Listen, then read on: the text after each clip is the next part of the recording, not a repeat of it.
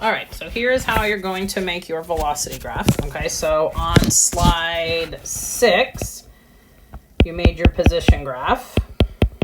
Okay, right? And it should have come out hopefully pretty nice. Okay, like this, like a nice little parabola. Okay, and then in Desmos for this one, you use y1 squiggle, kx1 squared. Okay, just like we did before. And then when you got that box, you got whatever was this k value, right? Here. Okay, so after you do this for your position graph, you get this k value. All right, and if you remember from last class, all right, this velocity graph is going to be a line. Okay, so we know that's going to be a y equals mx plus b. All right, and then the slope of this line, remember, was twice the constant of this line. Okay, so in my example, it's 4.4. So times 2 is going to be 8.8. So that means that should be the slope of this graph.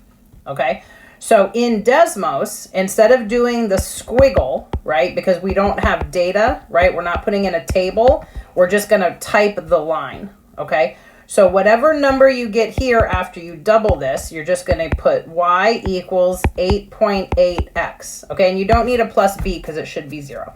Okay, so that is what you're going to type into Desmos. Okay, so you don't have to go through and do the tangent line and all this other stuff. You're just literally going to type in whatever that is. Okay, all right, so I'll show you how to put that in Desmos in a minute. Also, for example, like let's say that you had this, okay, and your k value was like 1.2.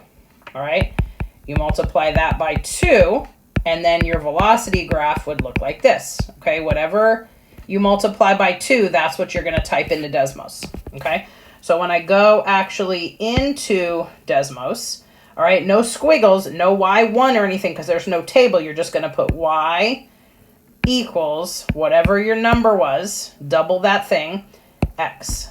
Okay, and that's it. And then that's your whole velocity graph, just like that. Okay, and then you're going to want to label your axes.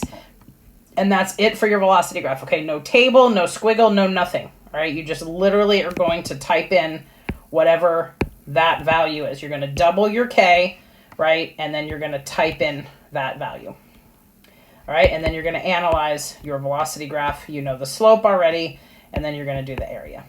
Okay?